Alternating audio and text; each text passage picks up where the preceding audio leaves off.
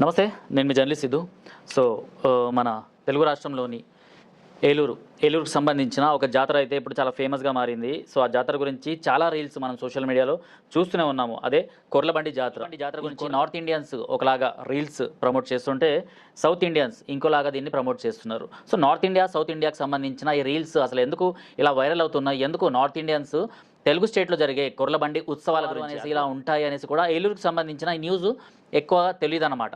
So అలాంటిది ఇప్పుడు ఈ జాతర అయితే ఫేమస్ అయిపోయింది అనుకోవచ్చు మనము. ఎందుకంటే ఈ కాంతార సినిమా వచ్చిన తర్వాత ఈ కాంతారలో ఎలాంటి జాతరలు చూపిస్తారు, ఈ కాంతారలో ఎలాంటి వరాహాన్ని ఒక దేవుళ్లాగా చూపెట్టి ఆ వరాహాన్ని ఎలా పూజిస్తారు, అండ్ ఆ వరాహం వాళ్ళకి ఎలాంటి ఆశీస్సులు కలిగిస్తుంది, ఎలా వాళ్ళకి దైవంగా ఎలా మారింది అన్నది కాంతార సినిమాలో మనం చూసాము. అయితే నార్త్ ఇండియన్స్ ఇప్పుడు అదే కంపారిజన్ని ఇక్కడ తెలుగు స్టేట్లో ఉన్న ఈ కొర్లబండి జాతర ద్వారా చేస్తున్నారనమాట. కొర్లబండి జాతర అనుకోవచ్చు, లేకపోతే కొర్రెల బండి జాతర అనుకోవచ్చు.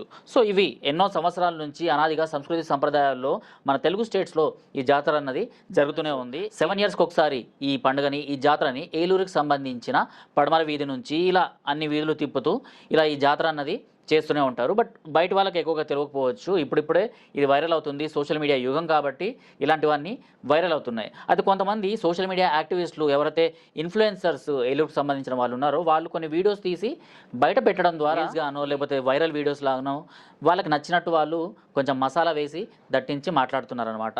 అసలు ఏం మాట్లాడినరు అన్నది కూడా మనం మాట్లాడుకోవాలి. అయితే ఈ కొర్లబండి జాతరలో ఒక మనిషిని, అంటే ఆయన కొన్ని రోజుల పాటు ఉపవాస దీక్షలో ఉండి అమ్మవారిని ప్రసన్నం చేసుకొని, సో అమ్మవారికి తగ్గట్టు అలాంటి ఆహార్యం వేసుకొని సో అందులో కూర్చొని ఉంటాడనమాట.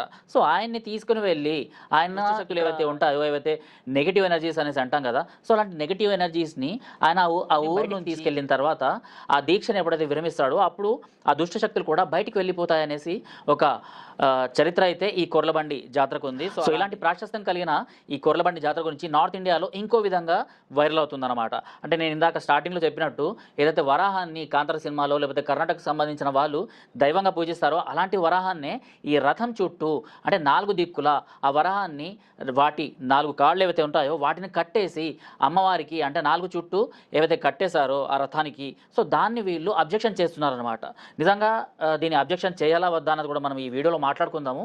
అయితే తరతరాలుగా ఇది వీళ్ళకి అనాదిగా వస్తుందన్నమాట. అంటే సో మనకు ఆలయాల్లో ఎలా ఉంటుంది అంటే ఏదైతే దుష్ట శక్తులు ఉంటాయో వాటి నుంచి విముక్తి పొందడం కోసం లేకపోతే అమ్మవారిని ప్రసన్నం చేసుకోవడం కోసము కొంతమంది బలులు ఇస్తుంటారు అనమాట. అందులో ఈ మేకలు, గొర్రెలు ఇలాంటివన్నిటిని తీసుకెళ్ళి అక్కడ అమ్మవారి దగ్గర బలిచ్చి దాన్ని ప్రసాదంలాగా స్వీకరిస్తారనమాట. ఇలాంటి ప్రథ, ఇలాంటి సాంప్రదాయము అన్ని చోట్ల మనకు కనిపిస్తూనే ఉంటుంది. అందులో భాగంగానే ఈ కొర్లబండి జాతరలో కూడా ఈ వరాహం ఏదైతే ఉందో ఆ వరాహాన్ని ఇలా కట్టేసి తీసుకెళ్ళి వాటిని బలిస్తారన్నమాట. నిజంగా ఇక్కడనే అందరికీ కొంచెం బాధగా అనిపిస్తుంది. ఇన్ఫ్యాక్ట్ ఈ వీడియో మాట్లాడేటప్పుడు నాకు కూడా కాస్త బాధ అనిపిస్తుంది అనమాట. ఏదైతే ఈ రథం చుట్టూ 4 పందుల్ని అలా కట్టివేయడం అయితే ఉందో అది నిజంగా ఒక రకంగా చాలా బాధాకరమైన ఒక దృశ్యాన్ని చూస్తున్నట్టే మనకు కనిపిస్తుంది. మీకు ఇక్కడ పక్కన ఫుటేజ్ అండ్ ఫోటో కూడా నేను ప్లే చేస్తున్నాను. ఎందుకంటే మనిషి చేతిలో ఒక క్యారీ బ్యాగ్ని ఎలా పట్టుకుంటాడో అలా వాళ్ళని కట్టేసి వాటిని ఆ రథం చుట్టూ 4 వైపులా వరాహాన్ని అక్కడ పెట్టేస్తున్నాడు. అంటే బతుకున్న వరాహాన్ని అలా తీసుకెళ్ళి ఆ ఏలూరు మొత్తం ఆ రథయాత్ర జరిగేటప్పుడు ఆ కొర్లబండిని తీసుకెళ్లేటప్పుడు సో ఎంతో కోలాహలంగా, ఎంతో అంటే మంచి అమ్మవారి మ్యూజిక్తో పాటు అమ్మవారి పాటల్ని పాడుతూ అమ్మవారిని ప్రసన్నం చేసుకోవడానికి ప్రతిదీ మనం మంచిగా చేస్తున్నప్పుడు జంతువుని ఇబ్బంది పెట్టేటట్టు లేకపోతే ఇలా ఒక జంతువుని చిత్రహింసలు పెట్టి ప్రసన్నం చేసుకోవాలని ఒక చరిత్ర మనకు నేర్పిందా అనేసి అయితే ఇక్కడ నేను ప్రశ్నించాలనుకుంటున్నాను. ఎందుకంటే నార్త్ ఇండియన్స్ కూడా ఇదే మాట్లాడుతున్నారు. బట్ వాళ్ళు మాట్లాడే దాంట్లో ఒక పాయింట్ ఆఫ్ వ్యూ ఉందన్నమాట.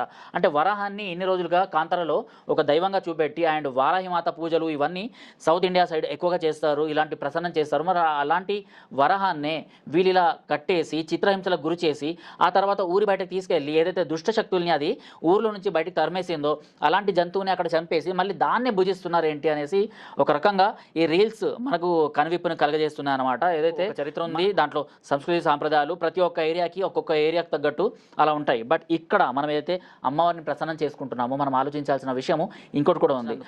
అమ్మవారి మనల్ని, మనుషుల్ని, జంతువుల్ని సమానంగా పుట్టించింది అనేసి మనం అనుకుంటాం. సో మన చరిత్రలు, మన పురాణాలు, మన ఇతిహాసాలు కూడా మనకు ఇవే నేర్పిస్తున్నాయి అనమాట. అంటే అన్ని జీవాలు తల్లి ముందు సమానమనేసి ఆ తల్లే ఈ అమ్మవారు అయినప్పుడు మరి ఆ అమ్మవారు ఇలాంటి బలిని ఎందుకు కోరుకుంటుంది అనేసి చాలామంది దీని గురించి మాట్లాడుకుంటున్నారు.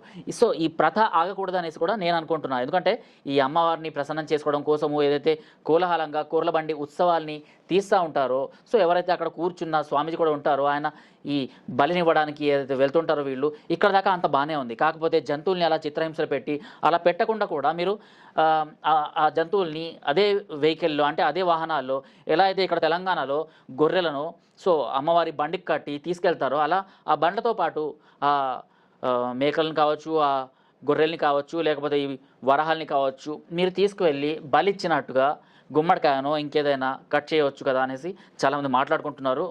అంటే జంతు హింసలకు దూరంగా ఉండే నేను కూడా ఇదే మాట పైన ఉన్నాను. ఎందుకంటే నిజంగానే అమ్మవారే మనల్ని పుట్టించినప్పుడు ఈ అమ్మవారికే మనం సంతానము, ఈ అమ్మవారే మనల్ని పిల్లలు అనుకుంటున్నప్పుడు, మనమే ఆ అమ్మవారిని తల్లి అనుకుంటున్నప్పుడు, ఆమె కళ్ళ ముందర పుట్టించిన పిల్లల్ని ఆమెకే బలిస్తున్నప్పుడు ఎంత బాధాకరంగా ఉంటుందో మీరు కూడా ఒకసారి ఆలోచించండి. సో ఇది సౌత్ ఇండియా, నార్త్ ఇండియాకి సంబంధించిన రీల్స్ ఏవైతే వైరల్ అవుతున్నాయో సో దాంట్లో ఒక డిఫరెన్స్ అన్నమాట. ఏలూరులో ఏదైతే కొర్లబండి ఉత్సవం జరుగుతుందో అది నిజంగా చాలా గ్రాండ్గా జరుగుతుంది. ఆ వీడియోస్ నేను మొత్తం చూశాను అండ్ చాలా గ్రాండ్గా, చాలా భక్తి శ్రద్ధలతో చేస్తున్నారు. కానీ ఒకే ఒక్కటి, ఇలాంటి ఏదైతే వరహాల్ని కట్టేసి తీసుకెళ్తున్నారో అలా చిత్రహింసలకు గురి చేయకుండా ఇంకేదైనా అంటే అలాంటి బలులకు కాస్త పక్కన పెట్టేసి అమ్మవారిని ప్రసన్నం చేసుకోవడానికి కూడా వివిధ మార్గాలు ఉన్నాయి. ఆ మార్గాలు ఆలోచిస్తే చాలా బాగుంటుంది అనేసి అనుకుంటున్నా. ఇక ఈ చిత్రహింస ఎలా ఉంటుంది అంటే మన ఇంట్లో మనకు కూడా చిన్నపిల్లలు వీళ్ళందరూ ఉంటారనమాట. సో వాళ్ళ 2 చేతులు 2 కాళ్ళు కూడా మనం కట్టేసి క్యారీ బ్యాగ్ లాగా పట్టుకొని వీధుల గుండా తిరుగుతూ ఉంటే మనకు ఎలా అనిపిస్తుంది అండ్ ఆ పిల్లలకి ఎంత బాధ అనిపిస్తుందో మనం ఒక్కసారి ఆలోచించవచ్చు.